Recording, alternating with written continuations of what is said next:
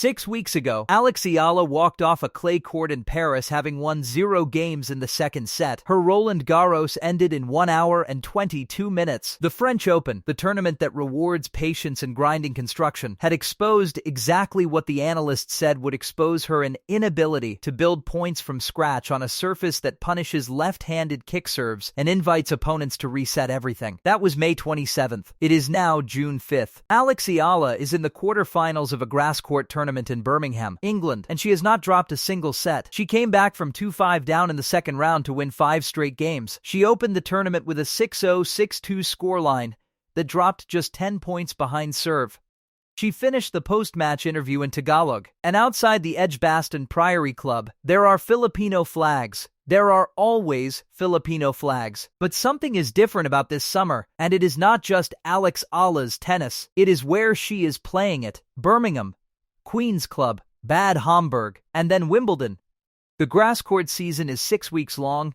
It runs directly through the heart of where over 160,000 Filipinos in the United Kingdom actually live, and the community that has followed her from hard courts in Manila to desert stadiums in Indian Wells has now discovered something more powerful than a tournament. They have discovered proximity. For the first time in her career, Alex Eala is coming to them. Here is what separates grass from every other surface in professional tennis. It does not reward what you have built. It rewards what you were born with. Clay is the surface of time-long rallies, high bounce, patience rewarded. Hard courts are the surface of power flat balls, fast exchanges, weight of shot mattering more than move. Grass is the surface of instinct, low bounce, skidding ball. An aggressive return punished milliseconds faster than anywhere else. A left-handed serve that kicks wide on clay will slide almost horizontally on grass into the body. Off the court, unreturnable. Alex Eala is a left-hander. Her career WTA record on grass is 4 wins from 7 matches, a 57.1%. That number sits above her clay win rate at the same level. It sits above her hard court win rate for the last 52 weeks. And in her only full grass season 2025, she went 10-5 across all levels, reached the final of the Eastbourne Open, and took the eventual champion Maya Joint to a 12-10 third set tiebreak. She lost that final on 4 championship points, each of which she had held in her racket and could not convert. A detail the rankings do not reflect. A detail this grass season is directly answering. She enters Birmingham 2026 as the top seed.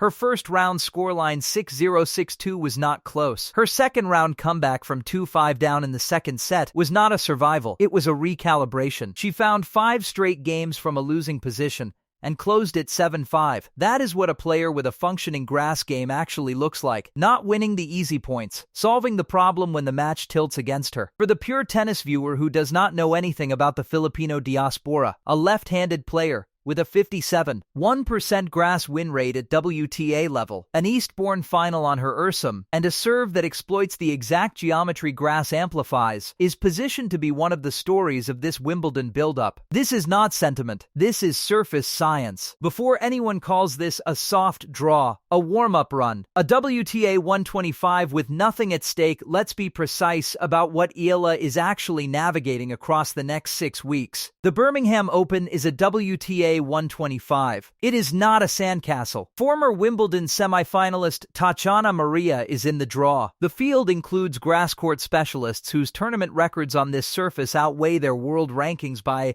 a significant margin, exactly the category of opponent that beats seeded players in June and disappears by September. These are the matches that derail grass seasons before they begin. But the real obstacle is structural, not opponent-specific. Eala has never advanced past the second round of a WTA main draw grass tournament. Not once. Her Wimbledon debut in 2025 ended in a first-round loss to defending champion Barbara Krejcikova, a player who had won that tournament 12 months earlier and knew every dimension of the All-England club grass. Eala took a set from her. She lost the match 3-6, 2-6, 1-6. More pressurizing than any single opponent is the calendar itself. The grass court season is the shortest on the WTA Tour, 6 weeks of compressed scheduling, that demands a player carry form from match to match with almost no recovery window. Eala now faces this gauntlet with 4 consecutive tournaments. Birmingham, then Queen's Club at WTA 500 level, a draw she was only promoted into because 2 players withdrew, then Bad Homburg at WTA 500 level in Germany. And finally, Wimbledon, that is back to back to back to back. If she reaches the Birmingham final this weekend, she heads into Queen's with less than 72 hours rest on the same surface.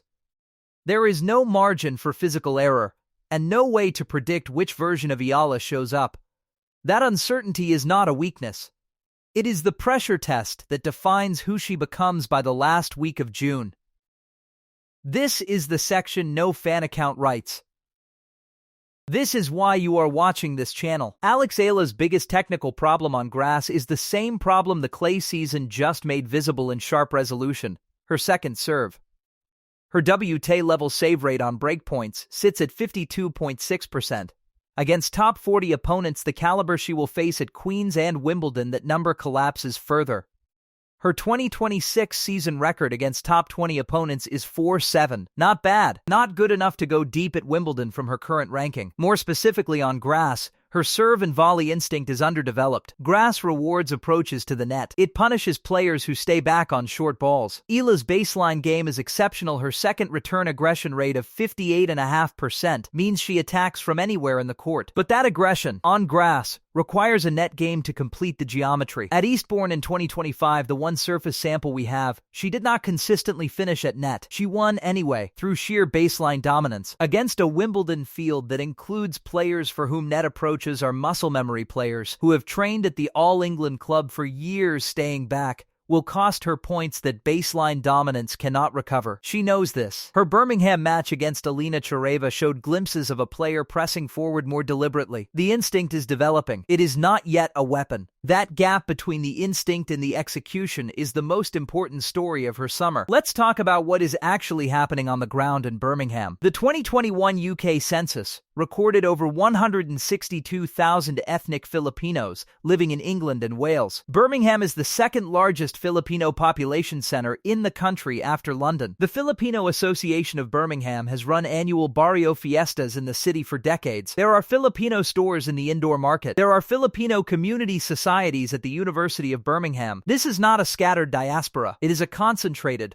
organized, culturally bonded community that has existed in this city long before Alex Eala arrived. And then Eala arrived. And after her first round win over Priscilla Hahn, she looked at the crowd at the Edgbaston Priory Club, a grass court venue that has hosted British tennis for over a century, and she said in Tagalog, "Maraming salamat sa suporta." I didn't expect there to be so many Filipinos here. She did not expect it. They came anyway. This is not a new phenomenon. At Indian Wells in March, ESPN documented hundreds of fans in Filipino fan club shirts waiting outside center court for matches that had not yet started, waiting in the cold desert evening for a player who came on court after midnight. They stayed. At Miami in 2025, the Filipino section made noise that the broadcast had to acknowledge. At Eastbourne, a player who had entered through qualifying became the first Filipina in a WTA Tour final, while the Filipino nurses and caregivers and engineers of southern England watched from the stands.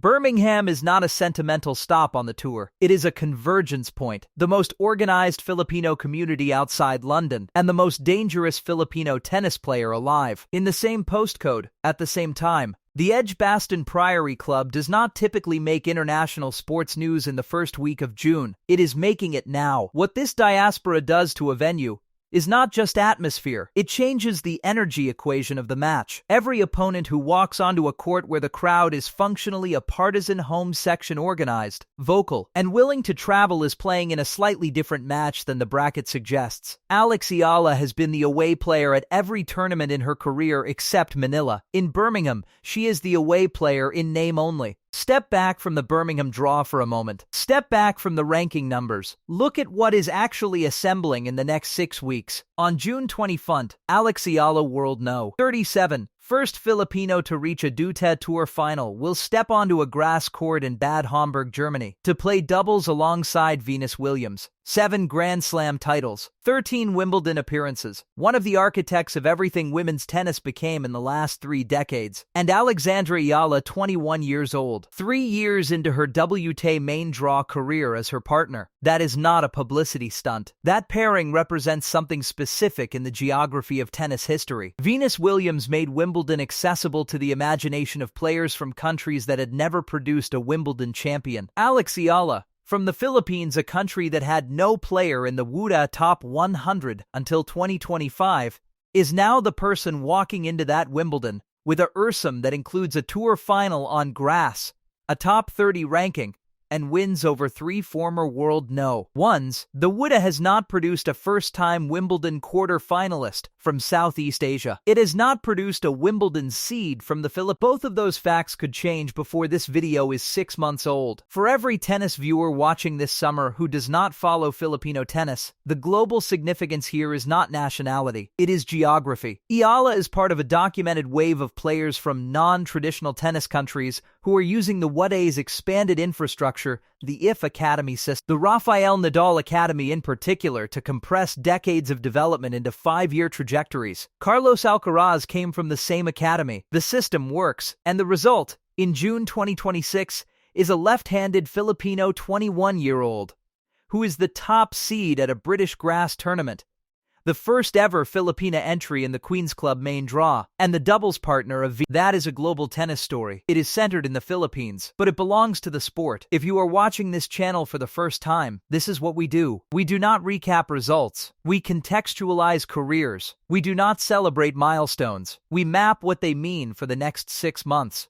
Subscribe if you want the analysis that exists nowhere else. Hit the bell. The Queen's Draw drops this weekend and we will be breaking it down within 24 hours. Now the part that separates analysis from promotion. Alex Eala is ranked no. 37. Queen's Club is a WTA 500. The main draw at a WTA 500 contains players seated in the top 32 of the world players for whom grass is a specialization, not an adjustment. Tatiana Maria won Queens in 2025 by defeating Chinwen Zheng, Emma Raducanu, Amanda Anisimova, and Elena Rybakina. Rybakina is a former Wimbledon champion with a serve that makes grass her best surface. Eala's record against top 20 opponents in 2026 is 4-7, not 4-7 on grass, 4-7 overall, and that includes the Indian Wells run that produced her career high ranking. Let's be exact about what Queen's Club demands. The draw will include players who have been training specifically on grass for weeks, players who grew up on the surface, British wildcards who know the Edgbaston sightlines and have played the Queen's courts before Eala knew what a WTA 500 was. Eala will be unseeded. She will likely face a seeded opponent within 2 rounds. There is also the matter of physicality. Birmingham to Queens, potentially with a final at Birmingham, is a brutal turnaround. Grass surfaces, despite looking low impact, produce a specific kind of muscular fatigue from constant directional changes on soft ground. The first week is an adjustment. The second week is where form either crystallizes or collapses. Eala's grass career to date spans 25 WTA-level matches. Her win rate is 57.1%. That is not enough data to make a Wimbledon projection with confidence. What we can say with precision: the trajectory from 2025 to 2026 is clearly upward. The Birmingham results suggest a player whose game has evolved on this surface, and the scheduling 4 grass tournaments in 6 weeks is exactly the kind of immersion that turns potential into result. But potential and result are different things. Eala is still in the building phase. She has not yet won a WTA title on any surface. Her Grand Slam record is 1R exits in 3 of her 4 majors. The gap between no 37 and a Wimbledon quarterfinal, the milestone that would change her draw position and ranking trajectory permanently, is measurable in WTA points and nearly unbridgeable in opponent quality. This is a player ascending. She is not arrived. Those are different statements, and holding both simultaneously is the only honest way to follow what happens next. 3 tournaments, 3 different questions. Here is what Eala needs from each one.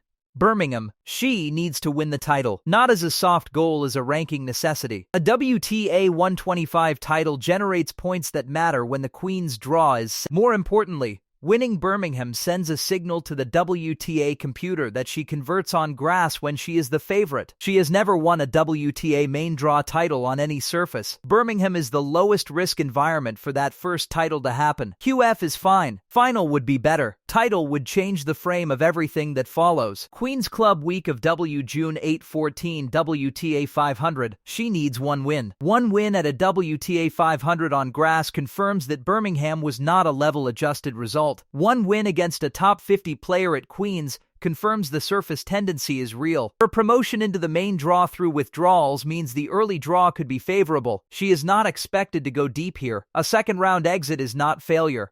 A quarter-final would be a career result on grass at this level. Wimbledon, June 29, July 12. She needs to pass the first round. Her 2025 Wimbledon debut ended against the defending champion. The 2026 draw will reveal her seed position at No. 37. She is likely to avoid the top seeds until the third round. A second-round win at Wimbledon would rank among the most significant results of her career. A third round puts her in the bracket conversation for the first time. A quarter-final which would require her to defeat a top 20 player on grass, something she has not yet done at the WTA level, would be the single biggest result in Philippine tennis history. That path is not guaranteed. The ranking math, the surface history, and the weight of a first Wimbledon deep run all press against it simultaneously. But the trajectory, May 27, Paris, 0 games to June 4. Birmingham quarterfinal, 5 games from 2-5 down, covers a distance in 8 days that no month on clay managed to close. There is a line Alex Eala said after her Birmingham second-round win that will not make the headlines in any country other than the Philippines. She was asked about the grass, the weather, the adjustment from clay. She said, "It all adds up, helps you become a better player." That is not a quote. That is a philosophy. It is the operating logic of a 21-year-old who has been building this career, one surface, one city, one community at a time, from Manila to Mallorca, to Miami, to Paris, to Birmingham, knowing that the accumulation is the point, not the destination. The Filipino community in the United Kingdom did not build itself around Alex Eala. It built itself around decades of migration, H wards, city councils, and barrio fiestas in Birmingham parks. Eala arrived and found a structure that was already standing. What she has done is give that structure a new gathering point. This channel covers Alex Eala as a global tennis story, not a national pride story, not a diaspora feel-good story, a tennis story with ranking math, surface data, and the unsentimental analysis of a player still deciding what kind of champion she will become. The prediction: Alex Eala reaches the third round at Wimbledon 2026. She wins at least one match at Queen's Club. She does not win Birmingham, not because she cannot, but because a final means a 72-hour window before the WTA 500, and the body will make that choice before the bracket does. But the bigger prediction is this: 6 weeks from now, the conversation about who to watch at Wimbledon will include a name that was not in it 2 summers ago, and the Filipinos in the stands at the All England Club will have flags ready, because they have been ready since Birmingham. Comment below: does Eala reach the Wimbledon quarter-final in 2026? And which match in the pre-Wimbledon schedule matters most to her ranking trajectory?